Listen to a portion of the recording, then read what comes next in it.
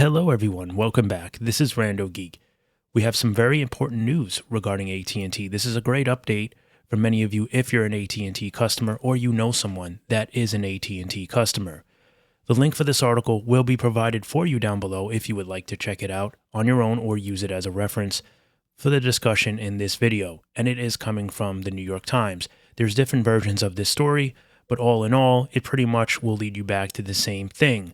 This is a big announcement from AT&T, and they're going to credit customers after internet outages. If you've been following the wireless news, you'll know that AT&T had a very rough year in 2024. There was a number of outages that took place, and one of them was very severe earlier in the year, probably around, was it March or April, I think it was. I don't remember exactly what month, but we did cover this here on this channel, and I'm sure you heard about it just about everywhere because it was all over the news and all over social media. And AT&T, besides going down for about a day, pretty much a whole day actually, they didn't really do a good job covering the story, informing customers and keeping them up to date as to what was going on behind the scenes. They kind of reached out to customers on social media later in the afternoon, pretty much after the news was published everywhere and everyone else had already talked about it on social media. They kind of made a statement about how they were working on it, but nothing really important enough to keep customers calm and let them know that their network would be back up soon enough. None of that was really going on. So that wasn't really good.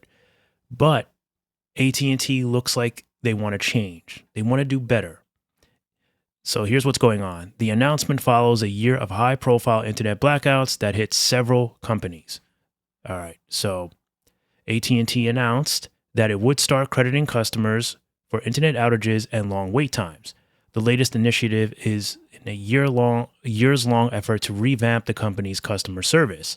So starting Thursday, individual AT&T customers and small businesses that experience a fiber outage of more than 20 minutes or a wireless outage for more than 1 hour will automatically receive a full day bill credit. That's a lot. Okay. Customers will call the company's technical support line and are put on hold for more than 5 minutes will receive a $5 Visa gift card. Wow. So the new policy is part of a $750 million investment the company has made in its customer service over the last 4 years, said Kellen Smith Kenny, AT&T's chief marketing and growth officer.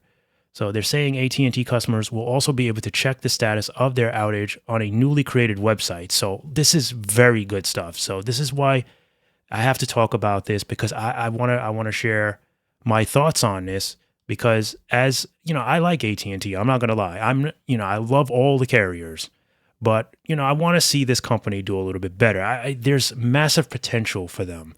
The network is very strong and reliable. They had a bad 2024, and if you watch those videos, I call out these companies when they do something wrong. Definitely. I don't take sides. If you mess up, I got to acknowledge it. I got to tell you that you did something wrong. But they had a rough year and things could have been handled a lot better. So, and AT&T for the longest time has never really had the best reputation working with customers, and we don't know why, right? They just don't. Not that any of the carriers are really that great when you really think about it. Some might say Verizon's customer service is poor. Some might say T-Mobile's customer service is poor. AT&T's always gotten a really bad rap. So it's really good to see that they're starting to take customers' feelings first, putting them first. There's a lot of customers that use AT&T that really do rely on it. It's not just like a secondary or third carrier or just fun testing enthusiast type thing.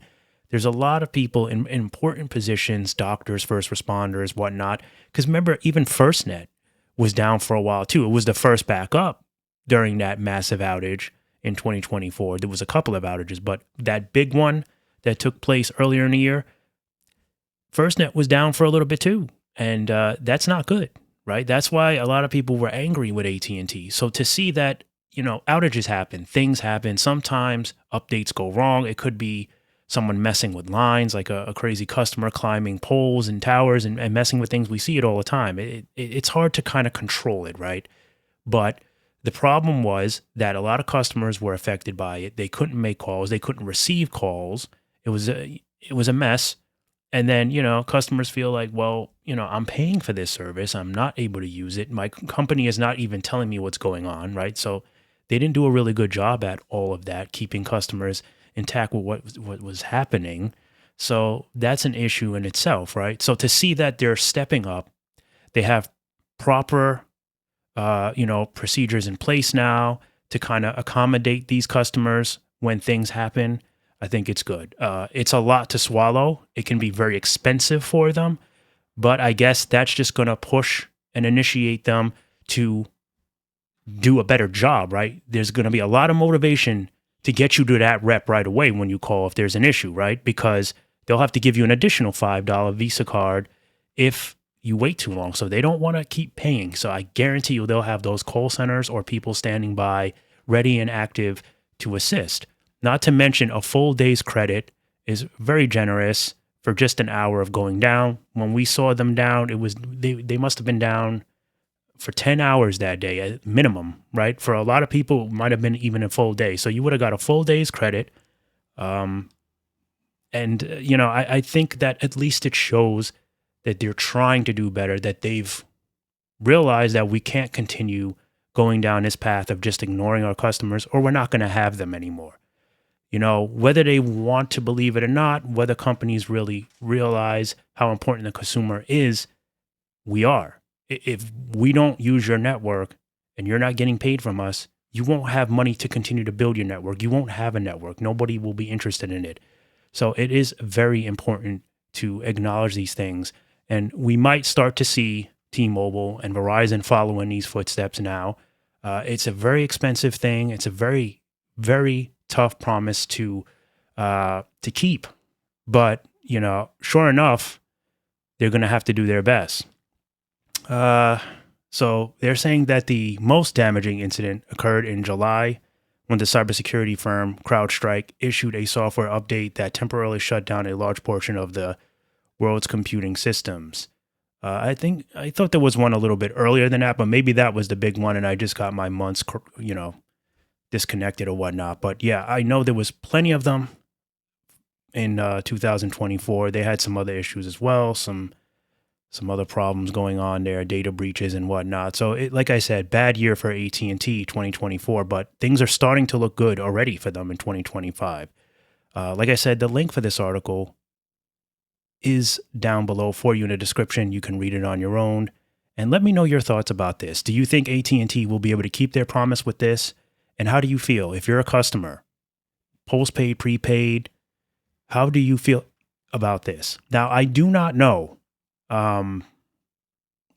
if this affects like MVNOs, like, Cricket, like the Cricket side, or any of those types of companies, but, or Boost, maybe even.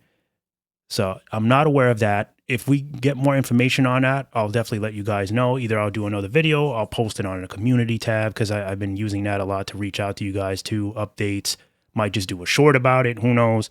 But either way, we'll give you the update, because that's important to know too. But doesn't mention it here in this article from what I can see. It looks like it just might be AT&T directly, like the either postpaid and prepaid side. But again, I'll let you know if there's more info.